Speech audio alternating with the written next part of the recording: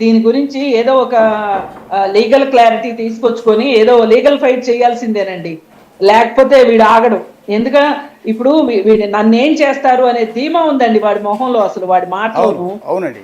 ఓ పక్కన డబ్బులు సంపాదించుకుంటున్నాడు, ఓ పక్కన అందరికీ అందరూ నన్ను చూస్తున్నారు అనే ఒక ఆ డెమిగాడ్ ఫీలింగ్ ఒకటి వచ్చింది వాడికి. ఈ వెరసి ఏంటి అంటే నాకు ఎదురు లేదు అనుకుంటున్నాడు. ఒక్కసారి అతను నాకు ఎదురు లేదు అన్నదానికి సరైన పాఠం దొరికింది అనుకోండి, జీవితంలో మళ్ళీ కోలుకొని దెబ్బ అయితే కొట్టాలి.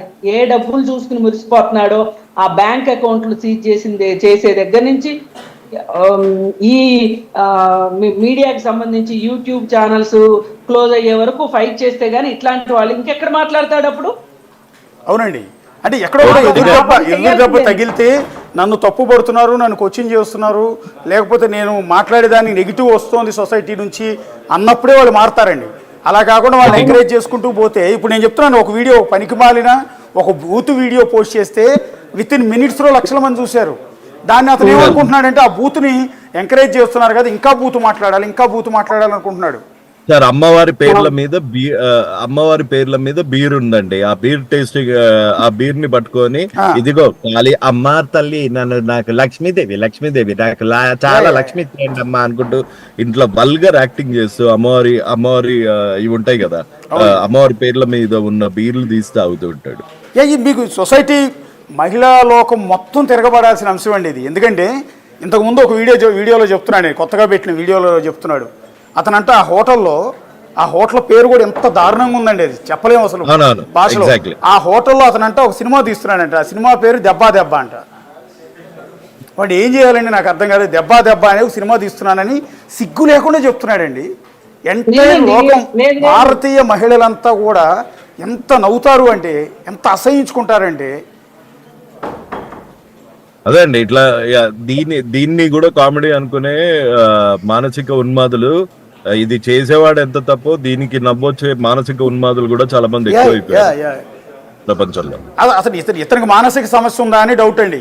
ఎందుకంటే డబ్బులు చూసేటప్పటికి అమాంతం ఒక్కసారిగా ఈ 2-3 ఏళ్లలో లేచాడు కదా, అమాంతం ఈ కరోనా తర్వాత నుంచి లేచినట్టున్నాడు. కాస్త వీడియోలు వైరల్ అయ్యి, అంతకుముందు ఎవరోజు కూడా తెలియదు ఇతను. సార్ జోక్ ఏది సెన్సిబిలిటీ ఏది అన్న డిఫరెన్స్ అసలు ఇట్లాంటి ఎడ్యుకేషన్ సిస్టమ్ కూడా మనకు లేదండి. ఒకసారి కృష్ణ కుమార్ గారు పెళ్లి అయిందండి, ఓకే పెళ్ళి ఎందుకని ఇచ్చిందో, ఎందుకంటే ఇదిగో 66 కోట్లు అన్న దాని దగ్గర ఇచ్చి ఉంటది. అంటే ఇలాంటి వాడికి, ఇలాంటి మానసిక ఉన్మాదులకి ఇంట్లో భార్య, ఇంట్లో ఒక 2-3 ఆడపిల్లలు ఉంటే అప్పుడు తెలిసి వస్తుందండి. ఆడపిల్లలు ఫోన్ చేసి ఎవరే దరిద్రుడా నీ కడుపుని చెడబుట్టావరో మేము అని చెప్తూ ఉంటే, నువ్వు వాడే భాష ఏంటిరా, నువ్వు ఆడవాళ్ళ గురించి, మేము కూడా ఆడపిల్లలమే కదరా, నువ్వు కన్నా ఆడపిల్లలమే కదరా అని చెప్పి వాళ్ళు అంటే అప్పుడు సిగ్గు వస్తుందండి. యాక్చువల్లీ లేదండి, వాడికి రాదండి. వాడు ఒక పర్వర్టెడ్ ఫెలో అంతే. అలా అని వాడిని సహించాల్సిన అవసరం లేదు, పర్వర్టెడ్ ఫెలో అని. ఎవ్రీ డే 10 మెట్లు లాగా దిగిపోతూనే ఉన్నాడండి. అతని ఉద్దేశం సదుద్దేశం అవునో కాదో తెలియదు, లేకపోతే అది మానిటరీ గెయిన్స్ లేకపోతే వ్యూస్ వల్ల లక్షలు సంపాదిద్దామని చూస్తున్నాడు. రెస్పాన్సిబిలిటీ ఉన్నవాడైతే. శివసామరెడ్డి గారు, సోషల్ మీడియా మీరు చాలా యాక్టివ్గా ఉంటారు, ఎంటైర్ సోషల్ మీడియా గురించి మీకు అవగాహన ఉంది.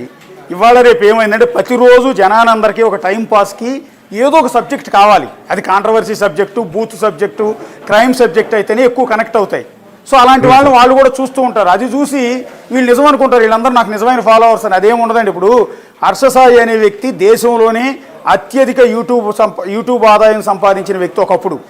అత్యధిక వ్యూయర్షిప్ ఉన్న, అత్యధిక ఫాలోవర్స్ ఉన్న, సబ్స్క్రైబర్స్ ఉన్న వ్యక్తి హర్ష సాయి. ఇప్పుడు అలాంటి వాడు ఏమయ్యాడు? ఇప్పుడు ఒక వీడియో చేసే పరిస్థితి ఉందా? లేదండి. అతని మీద రేప్ కేసు ఫైల్ అయింది, అయిపోయింది, మొత్తం కొలాప్స్ అయిపోయింది సామ్రాజ్యం అంతా.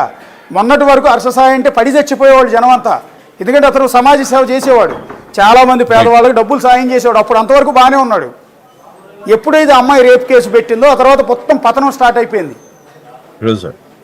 సో ఇందా మీరు అన్నట్టు ఇలాంటి వాడు, ఇప్పుడు అన్వేషణ లాంటి వాడు ఇవాళ బాగా బెలూన్ లాగా ఉప్పుతాడు కొద్ది రోజులు. True, sir. సోషల్ మీడియాలో ఫాలోవర్స్ వాళ్ళ కామెంట్స్ ఇవన్నీ చూసి అన్నా నువ్వు తోపన్నా నువ్వు ఇదన్నా అదన్నా అనేటప్పటికి కొద్ది రోజులు ఊపుతాడు. తర్వాత కదా దెబ్బ తగిలిన తర్వాత కదా కానీ ఒక ఎడ్యుకేషన్ సిస్టమ్ అన్నది